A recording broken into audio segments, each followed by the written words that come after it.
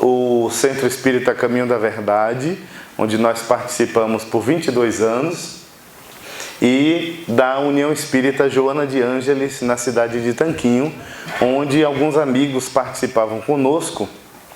Entre eles, nós temos aqui presente nosso irmão Elton, que viveu conosco aí esses praticamente 17 anos, nessa tarefa na cidade de Tanquinho, União Espírita Joana de Ângeles. E conseguimos instaurar no Centro Espírita Boa Nova essa modalidade de trabalho. É um trabalho que é realizado com perguntas e respostas, e nós vamos ler a regra do trabalho. O trabalho terá duração média de 50 minutos, serão feitas 2 perguntas recebidas com antecedência, que nós já temos essas perguntas, vieram espontaneamente dos participantes da casa, frequentadores, das redes sociais, e abriremos espaço depois de 2 perguntas programadas para uma pergunta da plateia. Nós convidamos nossa irmã Flenildes para fazer esse intermédio com a plateia, de alguém que venha fazer alguma pergunta. A palestrante, terá em média de 4 minutos aproximadamente para responder cada pergunta. Que pressão, hein, Cristina? É um pinga-fogo. Em média, 4 minutos. E a palestrante terá os últimos 5 minutos para realizar as suas considerações finais. Nesse momento, nós convidamos Cristina, passamos a palavra para ela, para as saudações iniciais, e em seguida começaremos com as 2 perguntas. O tema de hoje é Vidas Vazias, que é o tema central do mês, Nosso tema, Vidas Vazias. O tema de hoje, Neto, por favor. Vidas Vazias, é isso mesmo, gente, que é o tema central do mês. Cada semana, dentro desse tema central, nós teremos outros subtemas. E hoje a Ana Cristina, ela é trabalhadora da Casa da Esperança. E Cristina, por favor, seja bem-vinda. Obrigada.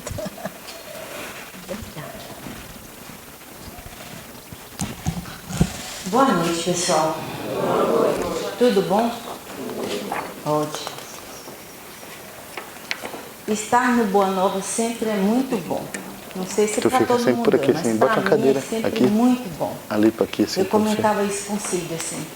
Eu me sinto em casa aqui, eu me sinto à vontade. Então, aqui eu falo de alma, falo de coração aberto, de mente aberta, porque eu realmente me sinto em casa.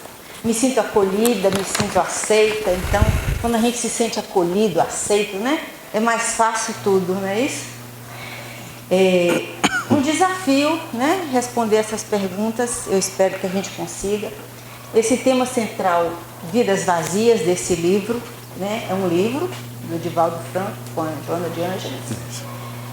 É um livro extremamente importante, porque fala das questões da vida, principalmente dessa vida moderna que nós criamos, desse mundo pós-moderno, porque, segundo os estudos sociológicos e antropológicos, nós não estamos mais na era da modernidade, nós estamos na era da pós-modernidade. Então é algo mais além do que a modernidade. Então é moderno demais, Ficou moderno demais, Para mim, que fiz esse ano 66, é um mundo muito pós-moderno. Então a gente tenta se adaptar às pós-modernidades que existem aí. Mas isso tem levado a gente a algumas questões muito complexas do ser que somos, E a doutrina espírita é esse roteiro do aprender a ser quem somos. A doutrina espírita é esse roteiro do que viemos fazer aqui, Essa existência dentro desse processo chamado vida, que é um conceito bem diferente, tem um livro do Peixinho que ele fala disso muito lindo, que a grandeza da existência é em saber viver a existência na consciência de que a existência é apenas uma pequena parte daquilo que pulsa no universo chamado vida. Então, nós estamos na existência, aprendendo a viver a vida e de preferência que não seja uma vida vazia. Mas para que a existência possa preencher a vida, é preciso que a própria existência seja preenchida de sentido, não é? Porque tem que haver um sentido maior do que acordar todos os dias, né, para trabalhar, pagar as contas, né, e sobreviver materialmente. Então, a doutrina espírita tem como propósito mostrar esse sentido, mostrar e clarear para nós qual é o caminho para experienciar esse sentido, para que haja uma lógica do sentido da existência, para que a vida material não se resuma só e apenasmente em trabalhar para pagar as contas, mas sim que a vida material represente para nós essa condição de preencher a existência de tal forma que dê sentido ao nosso próprio processo evolutivo. E próprio processo que é nosso. Porque se nós tivermos a consciência de que somos, quem somos? Somos espíritos, vivendo o quê? Uma existência corpórea. Então, se somos espíritos vivendo uma existência corpórea, a nossa condição é de sermos donos dela. A vida, enquanto essência principal para viver a existência, foi dada a cada um de nós. Não foi dado a meu pai ou a minha mãe. Não foi dado a meu avô, a meu bisavô. A cada um deu a sua própria existência. Então é a sua existência e é a sua responsabilidade. Então a doutrina nos traz, e isso é o tempo todo, a grande consciência de que somos 100% responsáveis pelo nosso destino. Somos 100% responsáveis pela condução da nossa história. E vamos escrever a história que dermos conta, é claro. Porque também não vamos entrar num processo de exigir aquilo que não podemos no momento. Temos que ter consciência das nossas próprias limitações. Eu dizia isso a Cid nesse instante. Não somos perfeitos ainda, mesmo porque o conceito de perfeito precisará ser revisto.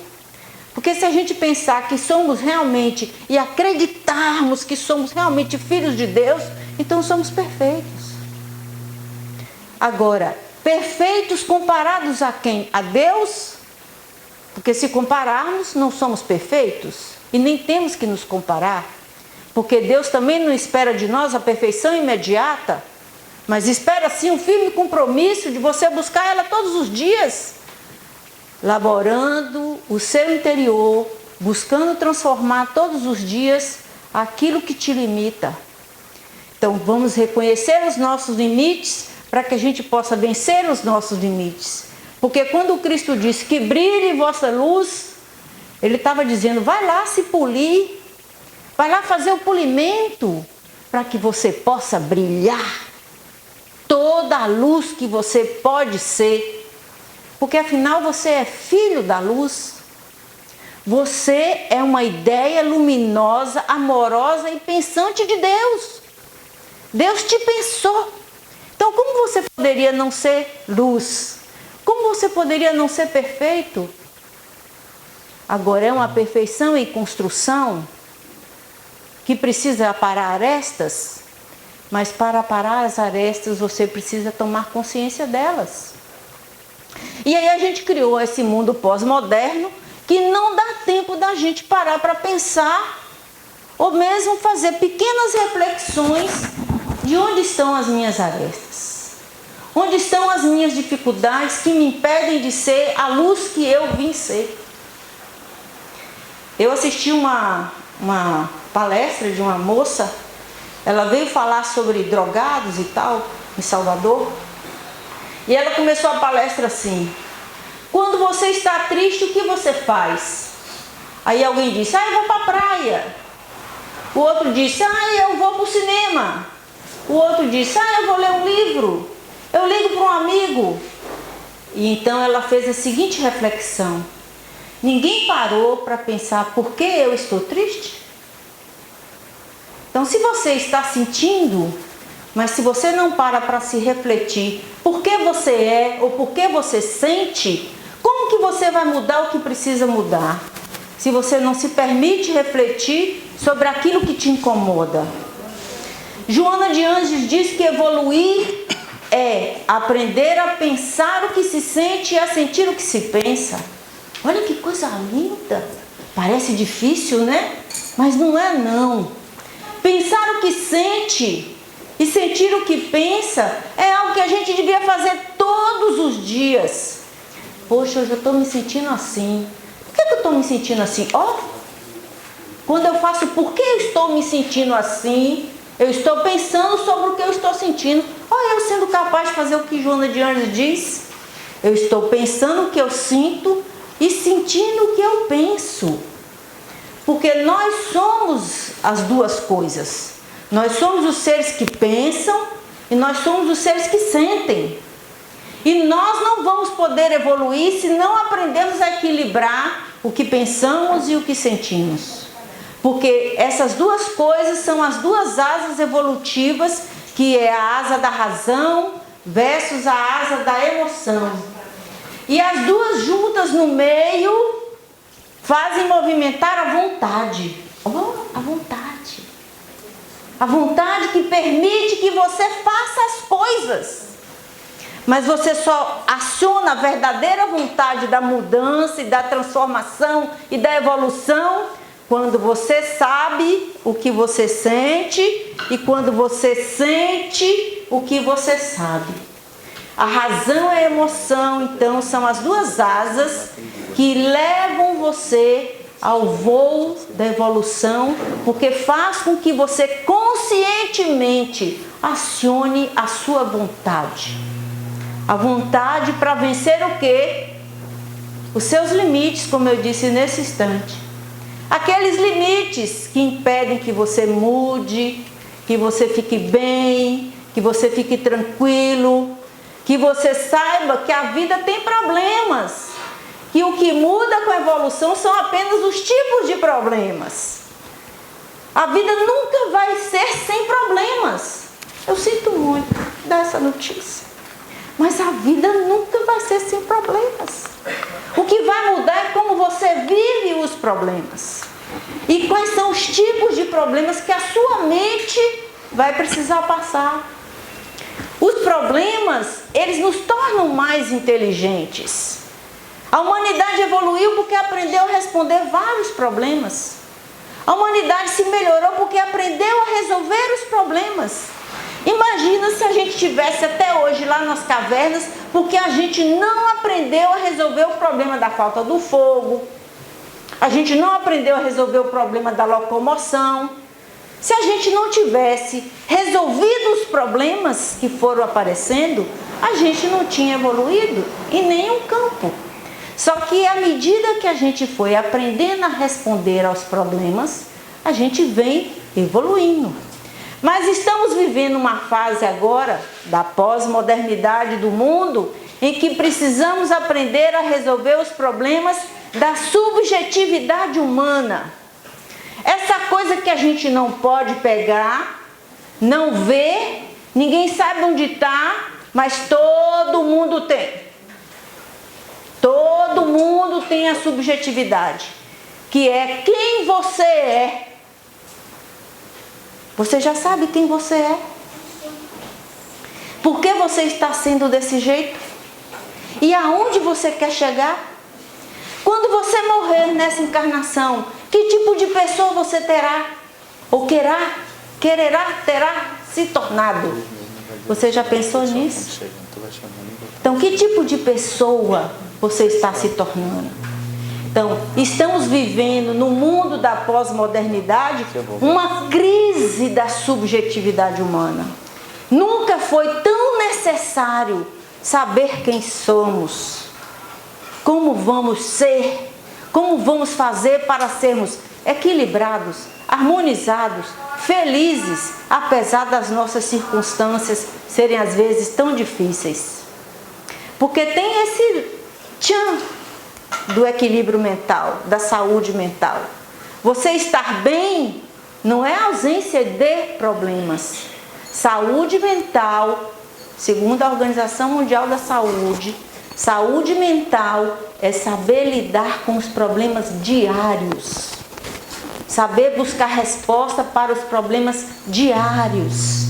Então, Brasil, Bahia, Feira de Santana, segundo os últimos estudos, a Bahia está na frente do Nordeste todo em casos de afastamento das empresas por ansiedade e depressão. Altíssimos números, os números são assustadores. O Brasil é campeão mundial hoje de ansiedade. Então isso significa que nós estamos vivendo uma crise da subjetividade humana. Nós precisamos urgentemente parar para aprender a ser. Aprender a ser, mas a gente já não nasce sabendo? Não. A espécie humana, né? Esse ser humano que nós somos, nasce a cada encarnação e a cada encarnação ele precisa aprender a ser. Até que um dia ele tome total consciência de si mesmo, então ele não vai precisar mais. Mas nesse nível que nós estamos aqui, toda encarnação você vem aprender a ser. Acrescentar um novo aprendizado ao ser que você é. A cada encarnação você vai anexando um novo conhecimento sobre o ser que você é. Aprender a ser conscientemente, não mais consciência de sono, mas uma consciência desperta. Eu conscientemente estou investindo e buscando todos os dias aprender a ser quem eu quero ser. Que tipo de ser humano eu quero ser? Porque humano, nesse momento encarnado no planeta Terra, você vai ser nascendo aqui ou na China. Agora, ser é bem específico, é seu, você precisa tomar posse do ser que você é. Ah, mas eu tive uma mãe muito ruim, um pai muito assim, eu nasci na pobreza. Não está escrito em lugar nenhum que isso é fator determinante do desequilíbrio e da infelicidade. Torna algumas coisas mais difíceis? Tornam. Mas se você tomar consciência de que você é dono de você e você vai se levar para onde você quiser, ninguém vai te segurar, ninguém vai impedir você de ser você. Então esse é o caminho que a doutrina espírita faz. Nessa encarnação eu não vou nunca agradecer o suficiente a Deus por ter me dado a doutrina espírita. Porque a alma desequilibrada que eu era, ainda não sou 100% equilibrada, mas a alma desequilibrada que eu sei que eu já fui, ganhou de presente a doutrina espírita. E ela vem fazendo dentro de mim esse trabalho de assumir a responsabilidade pelo comando da minha existência, para ser o ser que eu quero ser.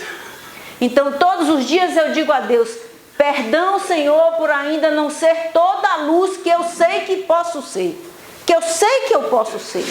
Ainda não sou, mas estou investindo firmemente nessa consciência de buscar ser todos os dias. Porque eu sinto muito dizer também, é um trabalho diário, incansável, imparável.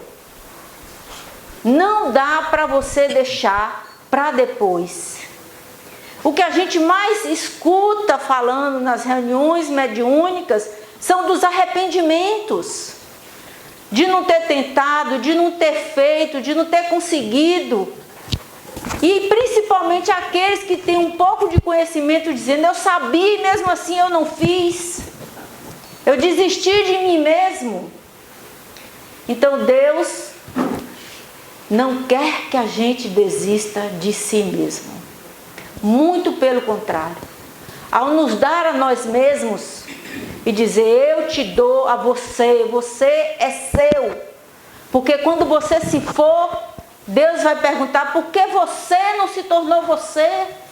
Por que você não fez esse trabalho extraordinário de arrancar as máscaras e as cascas e tornar-se você? Tornar-se pessoa. Tornar-se essa pessoa fantástica que você pode ser. Então esse é o trabalho de todos os dias. Ficou mais difícil, eu acredito, na pós-modernidade, né? A pós-modernidade, ela tem uma característica muito forte do materialismo e principalmente do imediatismo e da comparação. E, no entanto, a gente tem no mundo, no planeta, uma orientação como o budismo, por exemplo, que sempre o budismo há milênios dizia: não se compare. Porque quem se compara ou se sente superior ou se sente inferior. E não existe ninguém igual a você. Por que você se compara? Você vai sofrer porque você vai se sentir superior, isso vai te dar um ego gigante, e aí você vai fazer coisas ruins por causa disso. Ou você vai se sentir inferior, então você vai ficar se arrastando na sua inferioridade, tendo comportamentos inadequados para superar a sua inferioridade. Então por que você se compara? Né? Se você é único, se fosse para fazermos todo mundo igual, Deus tinha feito. Nós nunca seremos iguais, nunca, porque cada um há de evoluir do seu jeito. Olha que coisa fantástica que Deus nos deu. Cada um pode evoluir do seu jeito. Eu não tenho que evoluir do jeito de Cid. Eu tenho que evoluir do meu jeito, na minha condição, com a minha luz. E eu serei a minha luz, aquela que Deus disse que eu posso ser. Então por que eu tenho que me comparar? Nem fisicamente, nunca seremos iguais. Nunca seremos iguais. Seremos todos luz, ao nosso modo, fazendo parte da grande luz que é Deus. E não há nada mais que a gente possa desejar.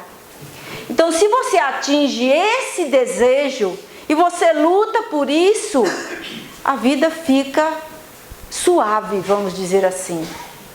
Porque, como eu disse, os problemas continuam existindo, mas você passa a olhar para eles com um novo olhar. E saúde mental, repetindo, é a nossa capacidade de resolver adequadamente os problemas que a vida nos traz. Então, se você dá respostas inadequadas aos problemas e eles não se resolvem, então você tem alguma dificuldade que precisa ser sanada. Certo? Vai para as perguntas agora? Vamos lá. A explanação inicial foi brilhante. Respondeu até a primeira pergunta, Cristina. Aí vamos para a pergunta de número 2. Tá certo. Sou casada há 10 anos, tenho 42 anos de idade e um filho de 18. Não sou realizada sexualmente com meu marido. Nossa relação acontece sob muitas cobranças de ambas as partes. Dependo dele praticamente para tudo. Não trabalho. De vez em quando sou assaltada por uma angústia incalculável. Já pensei até em suicídio. Como o centro espírita poderia me ajudar diante de um vazio tão grande como esse? É uma pergunta do Instagram. Quando Neto me mandou essa pergunta, eu reconheço que fiquei assim, chocada assim, com essa pergunta. Nesse mundo da pós-modernidade, você ter uma pessoa adulta passando por um sofrimento desse, né? Bem, há vários aspectos nessa pergunta que precisariam ser analisados. Vamos tentar resumir 4 minutos, né? Me cobre. Primeiro ponto é a dependência, tá? Um ser humano que construiu uma vida totalmente dependente de outro ser humano. Isso já me fala de uma questão emocional muito forte. Me fala de um vazio emocional, né? Porque se eu coloco a minha vida na mão de alguém, como é seu nome? Eu coloco a minha vida na mão de Júlia e digo: Júlia, me faça feliz. Coitada de Júlia!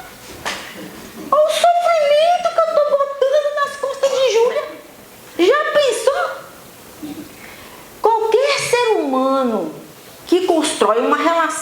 relacional de dependência está colocando a sua vida, lembra que eu falei que a vida de cada um é de cada um, que Deus deu para cada um?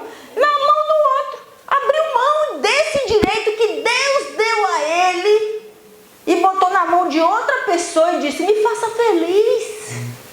Isso não vai dar certo nunca, em lugar nenhum do planeta, tá? Por quê? Porque o outro não tem condições de nos fazer feliz. Nenhum outro. O outro é o outro. O outro está vivendo a vida dele, as coisas dele, os problemas dele, a cabeça dele, a evolução dele. Você é responsável pelo seu destino. Então esse casamento vai precisar de ser terapiado. Esse relacionamento não é um bom relacionamento, não é saudável, tá?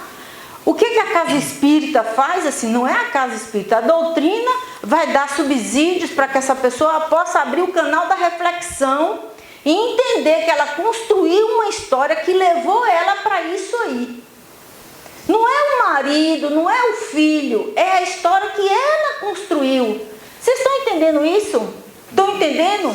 Ela construiu essa história, tá certo? Ela vai precisar acordar e refazer a história. Dá tempo? Meu pai, santo pai, que não tinha religião, que se dizia ateu, dizia: enquanto você estiver viva, há tempo.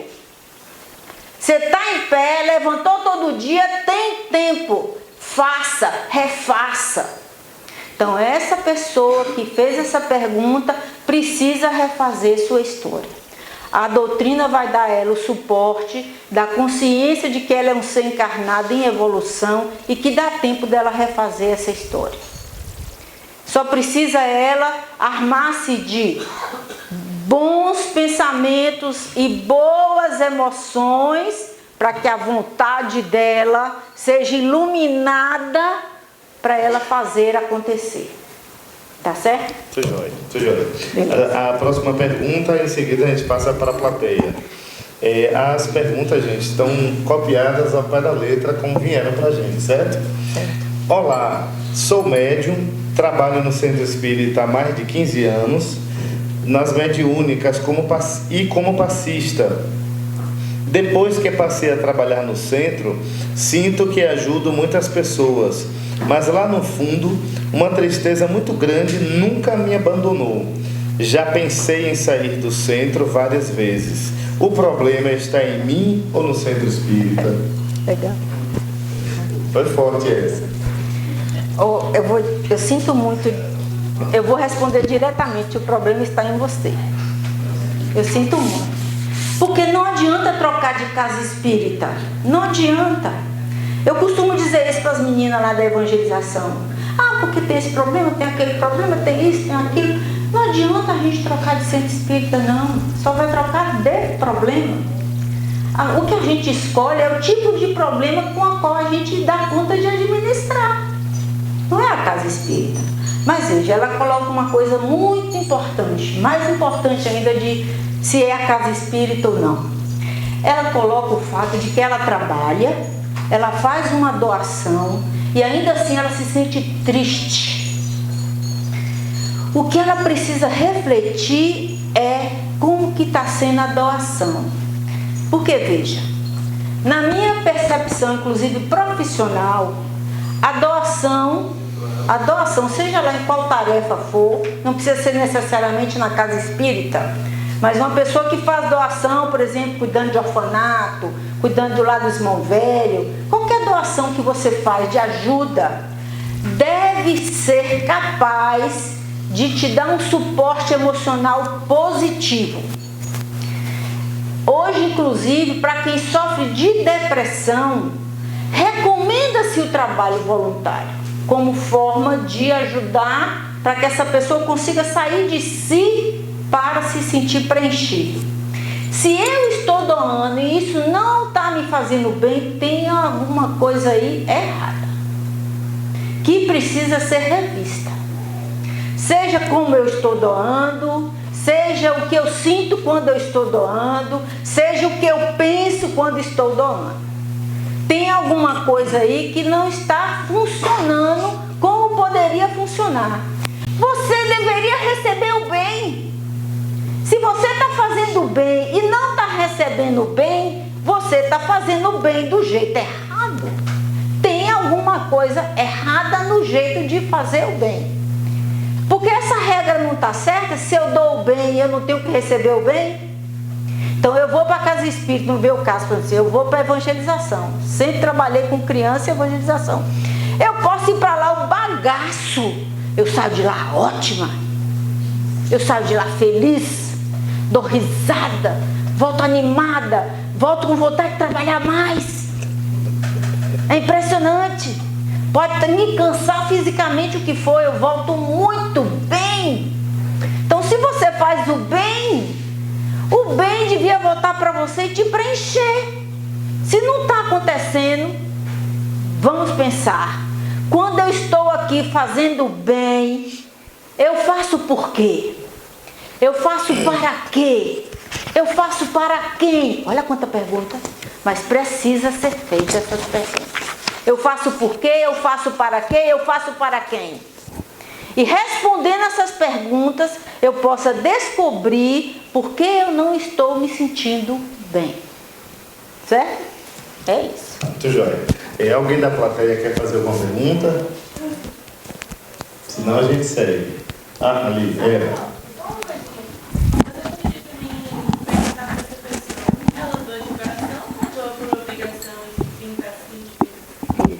É isso. Exatamente as perguntas. Por quê, para quê e por quem. É isso. Porque se eu não vou doar de coração, né? Aquilo, eu estou ali, eu vou doar porque o Espírito diz que eu tenho que trabalhar. Eu vou doar porque eu quero conquistar bônus hora lá no nosso lar, né? Essas coisas que a gente costuma brincar no centro espírita e dizer que faz para conseguir essas coisas. Se é por essas razões, não vai fazer bem.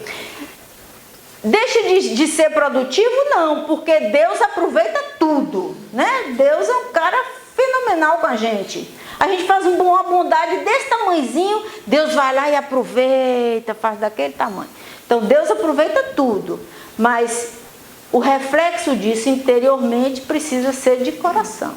E aí vai entrar uma pergunta importante que ela puxou e eu vou falar. Eu tenho conhecimento do meu coração? Porque se eu não tenho noção do meu coração, por que eu estou falando isso? Porque nessa encarnação, por exemplo, eu tenho plena consciência de que eu estou aprendendo a amar. Eu não sabia amar. Eu estou aprendendo a amar com consciência. Em determinado processo, em determinado momento, eu tomei consciência de que eu precisava aprender a amar. E eu ainda não sei, mas eu tenho consciência de que estou aprendendo. Eu me dedico a aprender a amar. As pequenas coisas, as pessoas, tudo, amar. Que essa é a grande experiência. Mais do que ser amado, a grande experiência é amar. Então, aprender a amar, né? Então, eu vou doar de coração, mas qual é o coração? Eu conheço meu coração? Meu coração, eu nasci nessa encarnação, hoje eu tenho consciência, um coração duro. Costumava dizer para mim que eu tenho um coração frio. Não é isso, é que é uma natureza dura, jogo duro. Estou aqui aprendendo a amar. Estou aprendendo a amar. Então eu estou fazendo, vou doar de coração, vou para o centro, fazer reunião mediúnica de coração. Mas qual coração? Já trabalhou esse coração? Ele é de verdade? Sabe? Já olhou para ele? Sabe que esse coração não ama todo mundo, não? Não ama, não. Essa conversa é conversa fiada, vamos ser honestos. A gente ainda não ama, não. A gente precisa tomar consciência de que precisa aprender a amar. Porque a gente não ama nem a si mesmo. Porque se a gente se amasse o suficiente, significa que a gente já seria capaz de amar o próximo. Porque você ama o próximo como a si mesmo. E se a gente já se amasse o suficiente, a gente não estava sendo, no momento, campeão no Nordeste de atestado de depressão e ansiedade. Então a gente ainda não sabe amar. Tá? Então vamos tomar consciência de que esse é um processo que a gente precisa se dedicar. Porque tinha até uma pergunta sobre isso, né? Sobre gente difícil. Tem, tá aqui. Pronto. O povo tá ansioso para ouvir. Vamos lá. Boa noite, tenho 55 anos, sou divorciada, trabalhei a vida inteira para criar meus filhos. Eles não foram do jeito que eu esperei e sempre sonhei, infelizmente. Separada, de um casamento frustrado, vivo sozinha desde 2004 e ao longo dos anos fui tomada por uma depressão lenta, da qual não tenho forças para vencer. Qual a orientação que o Espiritismo me daria a fim de que eu me tornasse melhor? A primeira coisa seria, vá responder quem sou eu. Quem você é? Quem é você? Você não é uma mãe, você não é a mulher que não casou, que descasou, você não é isso. Isso é uma pequena parte da sua história.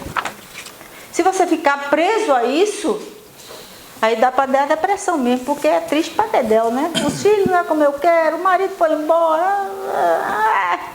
Ficou difícil demais. Se eu for só isso. Mas você não é só isso. Você não é só a esposa, você não é só o marido, você não é só o funcionário, você não é só o filho. Você é a soma disso e muito mais. Meu Deus, você não tem noção como você é fantástico. Como você é fantástica. Porque você é isso. Esse pequeno papel que você exerce, mas você é muito mais do que isso. E assim, os filhos nunca serão como a gente quer, porque que a gente continua esperando? Eles são eles. A gente deu o corpo, a gente deu a oportunidade da encarnação, mas eles são eles. Eles são donos deles. A vida foi dada a eles. E eles vão construir. A nossa responsabilidade é dar condições para que eles façam isso da melhor forma possível. E eles vão fazer da melhor forma possível. Ah, mas ele é assim, ele é assim. Ele é assim mesmo. Mas é ele. E lembrem-se, você só conhece seus filhos até o portão. Do portão para lá você não faz a menor ideia de quem ele é. Ele é uma pessoa. Assim como você, ele tem infinitas partes que somadas formam o que ele é. Infinitas partes. A nossa torcida, a nossa oração é para que aquilo que a gente deu dê certo. Dentro da condição evolutiva dele. Quando eu comecei a trabalhar com mães atípicas, que ganhou esse nome bonito, né? Mães atípicas, como se todas as mães não fossem atípicas. Abaixa o título da mãe atípica, porque somos todas mães atípicas, porque os nossos filhos todos são especiais. Ele pode não ter um defeito físico, mas ele é especial. Sabe por quê? Porque ele veio para cá corrigir erro. Ele veio para cá corrigir os erros. Assim como você foi um filho especial de uma mãe atípica, porque você também veio corrigir erros. Somos todos aleijados da alma. Todos. Estamos aqui para nos corrigir. O planeta Terra é hospital, prisão e escola. Então nós estamos aqui como seres que vieram se corrigir, se reformar, se educar. Os melhorzinhos vieram pela escola. Os melhorzinhos vieram pela escola. Mas a maioria veio pelo hospital. Então, os nossos filhos vão ser o que eles são. Não o que você idealizou que eles seriam. Você vai dar o seu melhor, você vai plantar sementes, certo? E deixar que isso frutifique. Mas, retomando a ideia do aprender a amar, olha que treinamento fenomenal que Deus botou na nossa mão. Aprender a amar os filhos como eles são. Porque a gente não vai ajudar, inclusive, aqueles que tiverem mais dificuldades, se a gente não for capaz de amar eles como eles são. E eu não estou falando isso aqui de teoria, não, estou falando isso da minha prática. Como mãe que sou e que precisei aprender a amar os meus filhos como eles são. E tem sido um constante e contínuo aprendizado. E é impressionante quando você se dispõe a amar eles como eles são, como isso muda a vida. Porque se você se permitir, você vai descobrir que eles são incríveis. Eles são incríveis, dentro do jeito deles serem. Então, para essa pessoa, eu diria, primeiro, trabalhe-se para amar os seus filhos como eles são, para que você possa ajudar eles nas dificuldades que eles ainda têm. Segundo ponto, vá se descobrir quem você é, né? Porque a sua história ainda é sua. Você está aí, vai viver. Muito joia. Próxima pergunta, essa é bem forte, viu? Nossa, vou até beber água. Boa noite. Como o Espiritismo poderia me ajudar em relação ao pavor que tenho da morte e o medo de ficar sozinho na vida? Perdi meus pais há 6 anos, minha relação não é muito boa com o resto da família, devido a eles serem muito problemáticos. Daí, prefiro viver afastado. Tenho amigos, mas de vez em quando me bate uma solidão. É horrível. E o medo do caos sempre me persegue. O que fazer? Pergunta do Facebook. O que fazer, né? A primeira coisa é a gente pensar assim. Eu sou problemática. Tenho certeza que na minha vida, no meu cotidiano, eu convivo com alguém que acha que eu sou problemática. E se você pensar, tem alguém com quem você convive que pensa que você é problemático. Certo? E você tem na sua vida alguém que você diz que é problemático. Então, dentro desse raciocínio, o mundo, o planeta é uma grande rede de problemáticos. Não é verdade? Eu diria que o mundo é uma grande rede de gente chata. Perfeito? Porque todo mundo tem alguém que alguém acha chato. É o vizinho, é o parente do vizinho, é o colega de trabalho, é não sei quem, é não sei quem. Aí se você for juntando, você forma uma grande rede, né, de gente problemática. É o mundo de hoje, uma grande rede de gente chata. De gente que acha gente chata, né? Então, esse é o primeiro ponto. O mundo é problemático. Bem-vindo ao mundo. Principalmente esse mundo que a gente criou, né? Porque não era para ser essa história, não. Eu acredito que não. A gente que fez essa maluquice que está aí, a gente vai ter que consertar. Ainda tem esse detalhe. Deus não vai descer numa nuvem e consertar essa bagunça aí que a gente fez. A gente vai ter que dar um jeito nisso aí. Mas isso é outra história, tá? Então, vivemos num mundo de gente problemática. Temos que aprender a lidar com isso. Isso aí é uma realidade. Segundo ponto da pergunta. Tenho medo da solidão. Sinto dar a notícia de que somos sozinhos mesmos. Somos sozinhos. Nasci sozinha, vou morrer sozinha, no meio do caminho vou encontrar um monte de gente. Mas em você, dentro de você, só tem você. Se tiver 2, é obsessor. Aí não vai dar certo, não é? Mas dentro de você, só tem você. A luz que você é, o Deus que você é, a construção que você fez. Dentro de você só tem você. E é você que vai estar com você do começo ao fim, todo o tempo. Não vai ter outra pessoa aí, não. Você vai partilhar a vida com muitas pessoas. Mas você precisa aprender a gostar de você, a estar com você. A sua presença para você mesmo precisa ser muito profunda. Porque senão você vai sentir solidão, mesmo que esteja cercado de gente boa. Se você estiver cercado de gente problemática, vai ser muito pior. E cercado de gente boa, ainda assim você vai se sentir só. Então, o resgate sentir-se bem consigo mesmo. Começa de novo perguntando quem sou eu, como eu me venço, como eu me transformo, como eu vou estar bem comigo mesmo. Quando Cristo disse ama ao próximo como a ti mesmo, Ele quis mostrar o quanto era importante você realmente estar com você.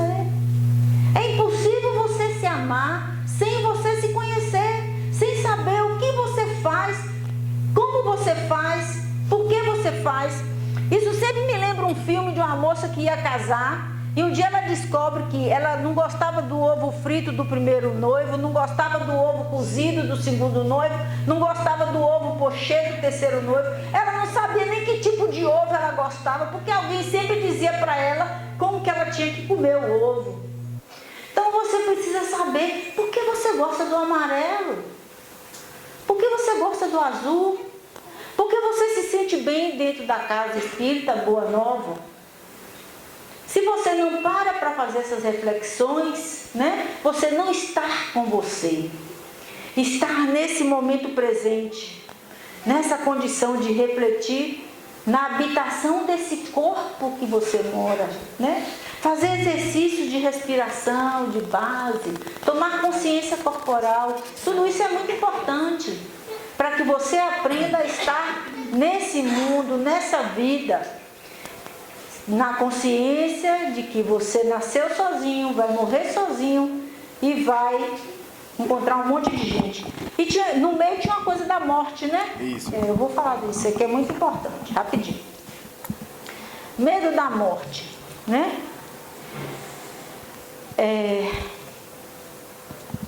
Melhor dizendo, pavor da morte. Pavor, né? Não é nem medo, é pavor da morte. Bem, precisa olhar para o pavor da morte, porque já que a morte é inevitável, né? Ninguém vai não morrer. Todo mundo vai morrer. E o morrer é uma coisa fantástica, porque o morrer é um direito. Poder ir embora é um direito. Um direito que Deus te deu, de estar aqui e um dia, conquistar o direito de ir embora. Conquistar o direito de ir embora é viver bem. Quando você vive bem, conscientemente a sua vida, a sua encarnação, a sua existência, você conquista o direito de ir embora bem. Só vai ter medo de morrer quem não tem a consciência de que pode ir embora bem. O bem viver para o bem poder ir embora. O bem viver para bem viver o direito de ir embora. Recentemente eu passei por uma cirurgia de um câncer e, graças a Deus, em nenhum momento eu tive medo de morrer. Eu não tive e não tenho hoje, eu tenho convicção de que eu não tenho medo de morrer. Eu quero poder conquistar o direito de ir embora, conscientemente. Libertação, transformação. Alguém escreveu uma tese de mestrado chamada O Mito do Frankenstein. Porque o Frankenstein descobre que ele é eterno. Só que ele é eterno daquele jeito. Ele nunca vai poder mudar. E ele se volta contra o Criador por conta que ele descobre que ele nunca vai poder mudar. A morte é a grande mudança. A grande possibilidade da grande mudança. Então, é muito importante você se trabalhar para não ter medo de algo que é inevitável. Você tomar consciência de que você está bem vivendo. Tem um texto, não sei se é um texto ou se é um livro da Joana de Anjos que fala, né? Acho que é um texto. Bem viver para bem morrer. Procurem que vocês vão achar. Que fala disso, do bem viver para bem morrer. Porque o morrer é um direito.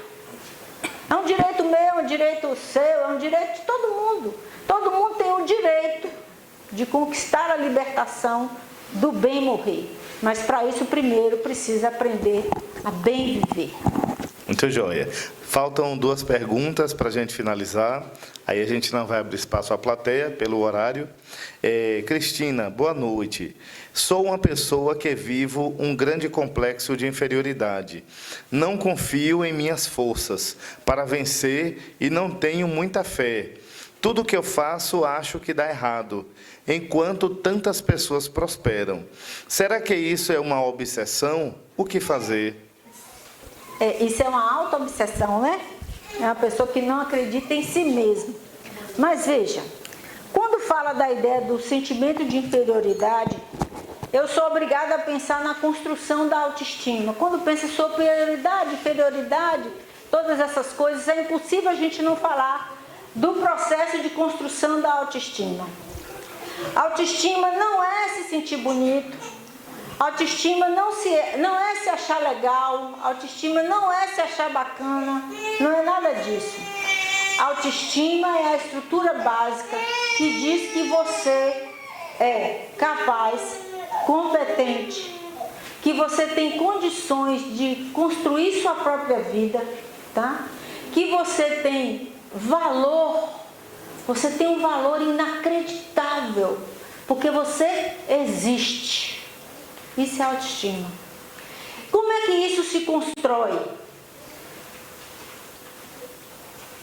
Ela é uma estrutura psíquica que existe no espírito, tá? Mas que se renova com algumas construções da personalidade a cada encarnação, tá? Então você precisa nessa encarnação elaborar todo o seu processo de autoestima a partir da convivência com a mãe, da convivência com o pai, dos processos que você teve nessa encarnação, da família, etc, etc. Lógico que aí você pode ter uma mãe que diz o tempo todo que você não presta para nada, que você não vai dar para nada, etc, etc, etc. Então aí você, lógico, pode ter essa dificuldade de se sentir tão inferior, né? Mas às vezes esse sentimento de inferioridade vem de outra encarnação e já é um problema que aconteceu lá na sua autoestima, lá na outra encarnação. Então, não tem como elaborar essa questão da inferioridade se não for fazer um processo de autoconhecimento e olhar para si mesmo. Vai precisar olhar para isso. Porque, veja, pensa em uma doença psíquica, a base está na autoestima. Seja ela qual for, está na autoestima. Porque a autoestima não é uma estrutura do agora. A autoestima é uma estrutura psíquica do espírito. Ter autoestima equilibrada, se amar, é Deus. É o verdadeiro Deus dentro de você. Ter autoestima é viver Deus dentro de você. Porque você se ama de verdade, sabendo que você tem defeito, que você tem limite, que tem dificuldade, mas mesmo assim você se ama. Então a autoestima é Deus, é amar Deus, é amar a si mesmo nesse nível. Então se está com problema de inferioridade, vai precisar olhar para isso com muito carinho. Porque o que o sentimento de inferioridade faz? Faz você ter comportamentos compensatórios, certo? Aí o ego vai lá para cima para poder tentar compensar e desenvolve às vezes um orgulho que é, vamos dizer assim, uma capa para você tentar dar conta do sentimento de inferioridade. Então vai precisar cuidar com muito carinho. A doutrina ajuda como? De novo repetindo, dando a você a consciência de que você é dono da sua história e 100% responsável. Não cuida disso, morre, chega lá e fala assim, ah, mas eu tive uma mãe que fez isso comigo. O mentor olha para você e fala, tá bom, legal. Não vai poder culpar o pai e a mãe, não vai. Eu sinto muito, é bom poder culpar o pai e a mãe, né? É tão bom. Ah, minha mãe foi assim, meu pai é assado, o governo, o governador, o prefeito é ladrão, não sei o quê. A gente quer arrumar os culpados. Mas lá em cima a gente vai estar de frente com o mentor que vai puxar a tela da nossa consciência e mostrar que a gente não fez nada para mudar. A gente não tomou as rédeas da condução da nossa história. E a gente é 100% responsável por ela. Porque se é a cada um segundo suas obras, como é que eu vou poder culpar alguém? cada um segundo suas obras. E você acha que a grande obra é o quê? A grande obra é você mesmo. O único produto que você tem que levar e mostrar que você transformou e fez é você mesmo. Você é a grande obra. Então, a cada um segundo suas obras. Muito bem. Infelizmente nós chegamos ao final, né? E temos, Cristina, a última pergunta. E após a pergunta, a Cristina pode fazer também suas considerações finais, onde nós encerraremos o trabalho de hoje. Como o Espiritismo pode auxiliar na construção ou reconstrução de uma mentalidade positiva, resolutiva e determinante diante das dificuldades a serem vencidas e no aproveitamento da atual existência? Bom, muito bom. Essa é boa. O Espiritismo é positivo, né? Pelo menos eu acredito, eu acho, né? Por que ele é positivo? Primeiro porque ele diz que eu sou responsável. Ele me mostra que eu venho ao longo dos séculos construindo o que eu estou vivendo hoje. Se eu estou nessa vida, nesse tempo, neste lugar, foi eu que fiz. Foi eu que construí. Ah, não está bom, então o que você vai fazer para mudar? Porque se eu cheguei até aqui com minhas pernas, fui eu que construí, com essas mesmas perninhas eu preciso dar um jeito de caminhar para o lugar para onde eu quero chegar. E isso é um trabalho mental, diário. É estudando, é aprendendo as leis morais, como aplicá-las no dia a dia, mas é um trabalho diário, que ninguém vai fazer por nós.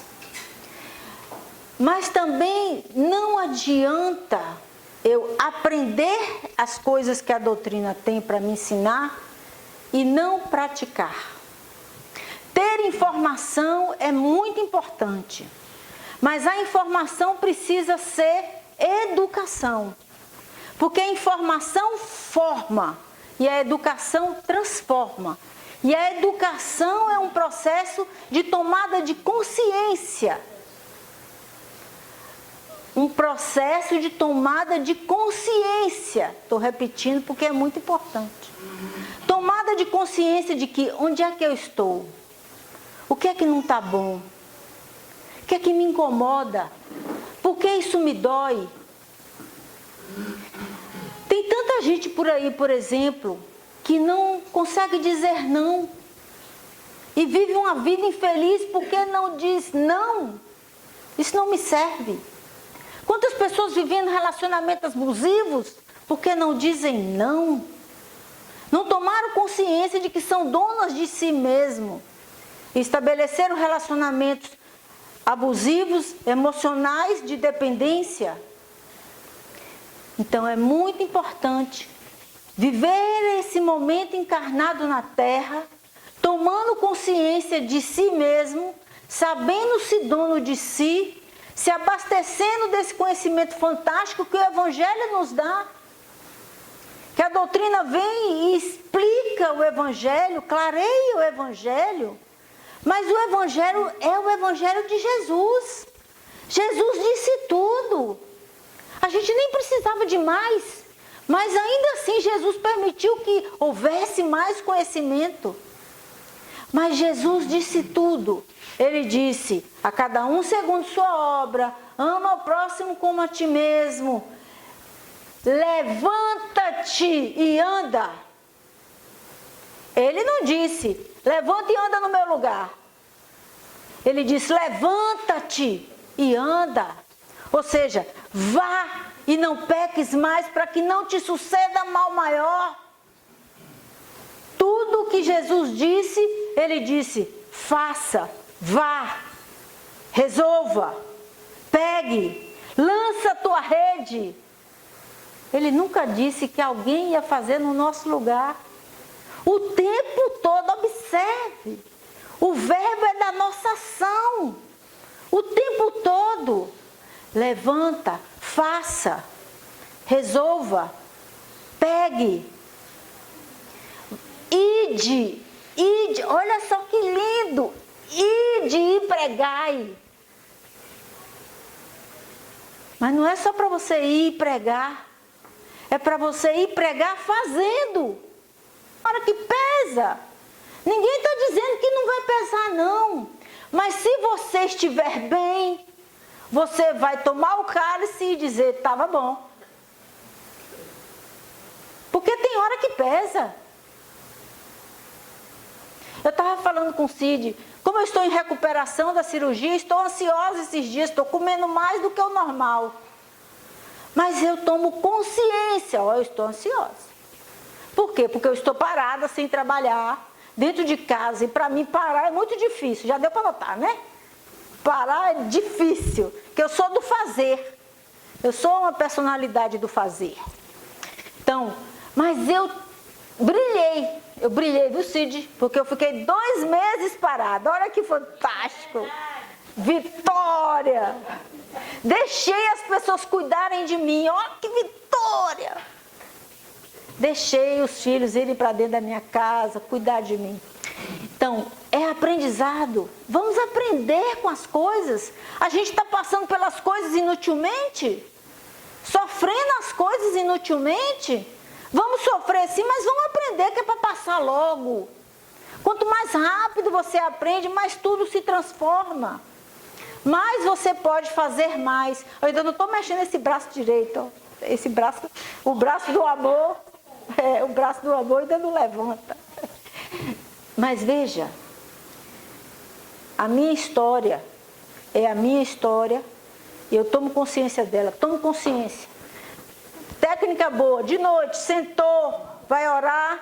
Antes de orar, fazer aquela pressa, não é nem a pressa, porque faz a pressa para dormir. O Pai Nosso, no meio do Pai Nosso, já dormiu. Respira. Respira e pergunta, como eu estou me sentindo ao fim deste dia? O que há em mim hoje que eu ainda não venci? Se não der para fazer de noite, faz de manhã quando acorda. Respira. Porque quando você dormiu, o seu espírito passeou de noite, fez um monte de coisa. E às vezes você acorda bem ou acorda angustiado e nem toma fé. Então respira. Para tomar consciência de si mesmo. Ah, não dá tempo quando eu acordo, porque eu tenho que correr fazer o café do menino. Então na hora que for tomar banho, debaixo do chuveiro, respira. Como eu estou me sentindo hoje de verdade? Tem alguma coisa me incomodando? Aquilo que eu falei para fulano eu não devia ter dito. Ou aquilo que fulano me falou foi falta de respeito, eu não devia ter aceitado. Tome consciência das pequenas coisas. Porque as pequenas coisas que são boas ou as que doem, tornam-se grandes coisas. Já diz a receita, né, que a mágoa de hoje é o ódio do futuro. Então, quanto mais você não toma consciência, ela fica lá remoendo, guardada, não é? E depois a gente não sabe por que o estômago dói, a garganta, não sei o quê. Porque tudo está ficando guardado. Então, vamos tomar consciência de nós.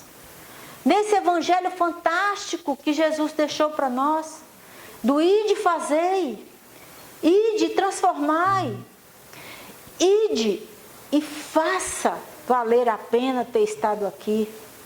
Porque provavelmente deve ser muito triste chegar ao fim dessa encarnação e falar, nossa, chegar do lado de lá e falar, nossa, era para você ter brilhado assim, assim, assim, você não brilhou. Era para você ter ficado bem assim, assim, você não ficou. Por que você não ficou? E aí a gente vai somando coisas e largando para uma outra encarnação que vai ficando cada vez mais difícil. Porque, infelizmente, a soma não torna mais fácil. Então, o Espiritismo mostra para a gente, o tempo todo, que é possível mudar agora. E que cada um de nós veio aqui mudar a si mesmo. A gente não veio mudar o marido, a gente não veio mudar a mulher, A gente não veio mudar os filhos, a gente não veio mudar o chefe, a gente não veio mudar Cid, que Cid está fazendo a própria mudança dele. A gente veio mudar a si mesmo. Mas se você não sabe o que, como é que você vai fazer? É aquela história, se você não sabe aonde você quer chegar, que caminho você vai tomar para chegar lá? Certo? Então você precisa saber o que você veio mudar. E onde que isso está escrito? Na sua consciência. Por isso que eu estou falando que você precisa tomar consciência de si mesmo. Parar e pensar sobre você. Se faça perguntas todos os dias. Se faça perguntas. Como? Para quê? Por quê?